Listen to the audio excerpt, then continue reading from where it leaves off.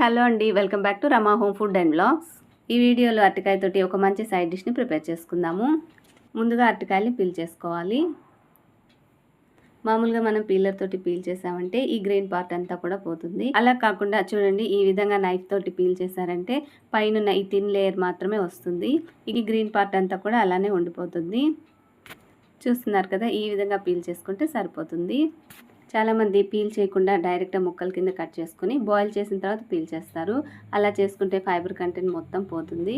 అలా కాకుండా ఇలా పీల్ చేసుకున్న తర్వాత బాయిల్ చేసుకోవడం వల్ల మనకు ఫైబర్ కంటెంట్ అనేది ఎక్కువ వేస్ట్ అవ్వకుండా ఉంటుంది. అలానే మనం ప్రిపేర్ చేసే కర్రీ అయినా కూడా చాలా టేస్టీగా ఉంటుంది.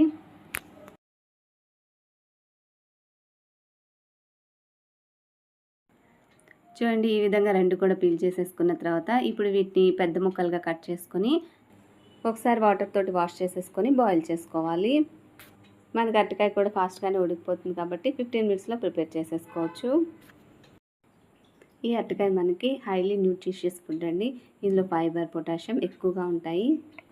అంతేకాకుండా ఇది బ్లడ్ షుగర్ని బాగా కంట్రోల్ చేస్తుంది. అందువల్ల అరటికాయని అప్పుడప్పుడు తీసుకోవడం చాలా మంచిది. ఇప్పుడు స్టవ్ మీద ప్యాన్ పెట్టుకొని వాష్ చేసుకున్న అరటికాయ ముక్కల్ని ఇందులో వేసి కొంచెం వాటర్ని కూడా పోసి అందులోనే కొంచెం ఉప్పు, పసుపుని వేసుకొని ఉడికించుకోవాలి.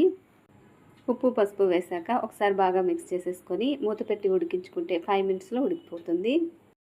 అరటికాయలో ఫైబర్ కంటెంట్ ఎక్కువగా ఉంటుంది కాబట్టి వెయిట్ లాస్ అవ్వడానికి, అలానే మన గట్ హెల్త్ హెల్తీగా ఉండడానికి చాలా హెల్ప్ఫుల్గా ఉంటుంది. ఇప్పుడు అరటికాయలు ఉడికాయో లేదో చూద్దాము. చూడండి, ఇలా స్పూన్తో కానీ నైఫ్తో కానీ ప్రెస్ చేస్తే కొంచెం సాఫ్ట్గా ఉంటే సరిపోతుంది. మరి ఎక్కువగా ఉడికించేసామంటే ఎక్కువ పేస్ట్ లాగా అయిపోతుంది. అలా కాకుండా ఉడకంగానే దించేసుకోవాలి. ఇప్పుడు స్టవ్ ఆఫ్ చేసి వీటిని ఒక ప్లేట్లోకి తీసుకొని స్మాషర్ తోటి స్మాష్ చేసుకోవాలి. ఇప్పుడు ఇవి పూర్తిగా చల్లారిన తర్వాత చేతితోటైనా స్మాష్ చేసుకోవచ్చు, లేదంటే ఇలా స్మాషర్ ఉంటే స్మాషర్ తోటైనా స్మాష్ చేసుకున్నా సరిపోతుంది.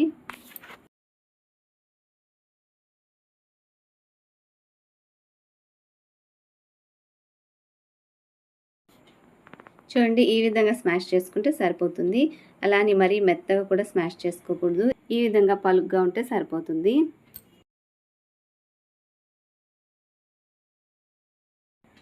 ఇలా స్మాష్ చేసేసుకున్న తర్వాత ఇప్పుడు దీనిపైన లైట్గా కారం చల్లుకొని ఒకసారి బాగా మిక్స్ చేసుకోవాలి. ఆల్రెడీ మనం బాయిల్ చేసుకునేటప్పుడు ఉప్పు, పసుపు వేసేసాం కాబట్టి ఇప్పుడు లైట్గా కారం వేసుకొని ఒకసారి మిక్స్ చేసేసుకుంటే సరిపోతుంది. చూడండి, ఈ విధంగా మొత్తం మిక్స్ చేసేసుకున్న తర్వాత ఇప్పుడు దీన్ని పక్కన పెట్టేసుకొని స్టవ్ మీద ప్యాన్ పెట్టి 4-5 టేబుల్ స్పూన్స్ దాకా ఆయిల్ని వేసి ఆయిల్ హీట్ అయ్యాక 1/2 స్పూన్ ఆవాలు, 1/2 స్పూన్ జీలకర్ర, 1 స్పూన్ మినపప్పును వేసుకొని ఇవి కొంచెం ఫ్రై అయిన తర్వాత అందులోనే లైట్గా క్రష్ చేసిన 3-4 వెల్లుల్లి రెబ్బలు, కొంచెం కరివేపాకు, సన్నగా చాప్ చేసుకున్న ఆనియన్స్ని వేసుకొని ఫ్రై చేసుకోవాలి. ఈ ఆనియన్స్ ఫ్రై చేసుకునేటప్పుడే లైట్గా సాల్ట్ని కూడా వేసుకొని ఫ్రై చేసుకోవాలి. ఇలా వేసుకోవడం వల్ల ఆనియన్స్ ఈవెన్గా ఫ్రై అవ్వటమే కాకుండా మనం ప్రిపేర్ చేసే ఈ సైడ్ డిష్ పర్ఫెక్ట్ టేస్ట్తో వస్తుంది. చూడండి, ఆనియన్స్ ఈ విధంగా ఫ్రై అయితే సరిపోతుంది. ఇప్పుడు ఇందులోకి ముందుగా స్మాష్ చేసి పెట్టుకున్న అరటికాయని వేసుకొని ఫ్రై చేసుకోవాలి. ఇంతేనండి, ఇందులో మనం ఇంకేం వేయాల్సిన అవసరం లేదు. ఆల్రెడీ మనం ఉప్పు, పసుపు, కారం అన్నీ వేసేసాం కాబట్టి దీన్ని ఇలానే ఒక 5 to 10 మినిట్స్ ఇలానే ఫ్రై చేసుకుంటే సరిపోతుంది. ఈ స్టేజ్లో టేస్ట్ చెక్ చేసుకొని ఉప్పు కానీ కారం కానీ తక్కువ అయితే అడ్జస్ట్ చేసుకుంటే సరిపోతుంది. ఇంతేనండి, చాలా సింపుల్గా ప్రిపేర్ చేసేసుకోవచ్చు. మీరు కూడా ఒకసారి ట్రై చేసి చూడండి. చాలా అంటే చాలా టేస్టీగా ఉంటుంది. ఇప్పుడు ఫైనల్గా కొత్తిమీర తోటి గార్నిష్ చేసుకొని ఒకసారి మిక్స్ చేసేసుకుంటే సరిపోతుంది. చూస్తున్నారు కదా, కలర్ఫుల్గా ఎంత బాగుందో. టేస్ట్ కూడా చాలా బాగుంటుంది. ఒకసారి ట్రై చేసి చూడండి. వీడియో నచ్చితే లైక్ చేసి ఫ్రెండ్స్కి, రిలేటివ్స్కి షేర్ చేయండి.